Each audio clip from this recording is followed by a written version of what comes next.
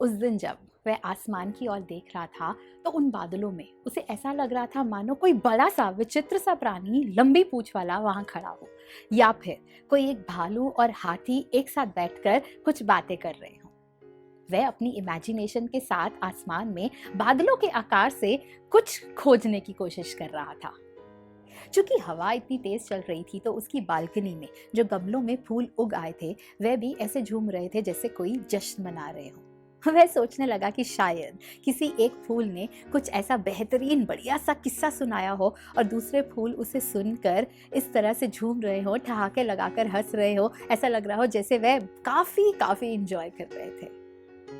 वह फूलों को प्यार से सहलाने लगा। उसके ऐसा करते ही फूल और भी खिलखिलाने लगे।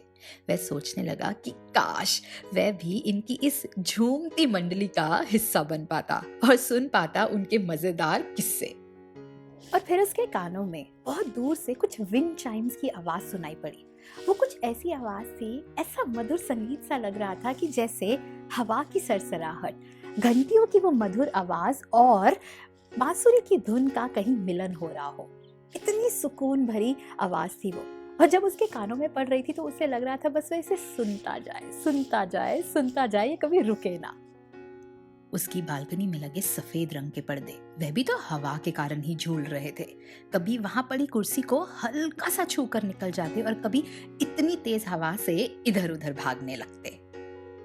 फिर उसकी नजर गली में खड़ी उस साइकिल पर पड़ी जो दीवार से बिल्कुल सटकर खड़ी थी।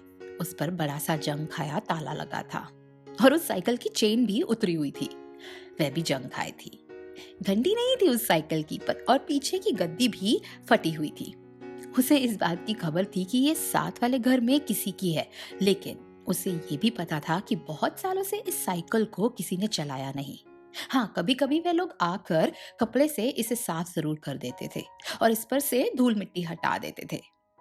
एक मन उसका ये भी था कि किसी दिन घर वालों से छुपकर वह पड़ोसियों से ये साइकिल मांगकर ले जाएगा, क्योंकि उसके घर वाले तो परमिशन नहीं दे रहे थे उसे साइकिल चलाने की। उन्हें डर था कि ये 8 साल का बच्चा कहीं साइकिल से गिर के चोट ना खा ले। एक बार काफी जिद भी की थी उसने साइकिल खरीदने की, पर घर वाले नहीं माने थे। उन्होंने एक ना सुनी थी, बल्कि थप्पड़ ही खाया था उसने इस बात को लेकर, इस जिद की वजह से। वह था भी काफी शरारती। जब भी घर वालों के साथ बाहर जाता था तो सड़क पर चलता नहीं बल्कि दौड़ता ही था। दरअसल वह एक किसी कार के नीचे आते आते बच गया था। तभी से उसके घर वालों के मन में डर बैठ गया था और वह उसे साइकिल नहीं चलाने देते थे। बालकनी में खड़े हुए उसे 1 घंटा हो चुका था। ऐसा जान पड़ रहा था कि उस दिन वह अपने आसपास हो रही हर बात को बहुत गहराई से देखने और समझने की कोशिश कर रहा था।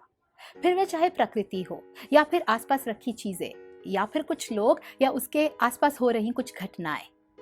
हैरानी की बात यह थी कि वह मात्र 8 साल का बच्चा था और हर बात में इतनी गहराई से कुछ चीजों को खोजने का प्रयत्न कर रहा था।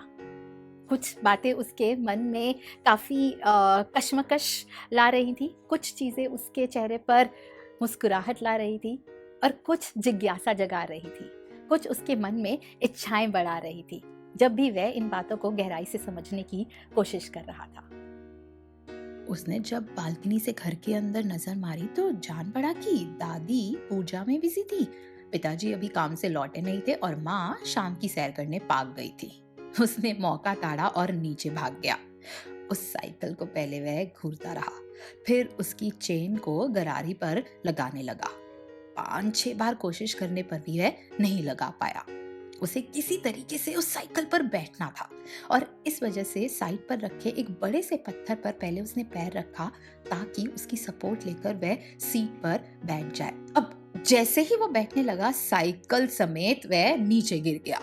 नीचे गिरने पर उसको खरोच आ गई उसकी कोहनी पर और उसके घुटने भी छिल गए। वह रोने लगा।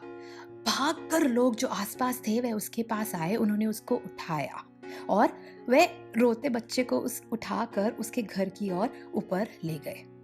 जैसे ही वो ऊपर पहुंचा उसकी दादी एकदम से देखकर परेशान हो गई और फिर जब दादी ने उसको पकड़ने की कोशिश करी तो रोते रोते वो बच्चा बोला, दादी अब तो गिर चुका हूँ, चोट भी खा ली, अब तो ले दोगे साइकिल?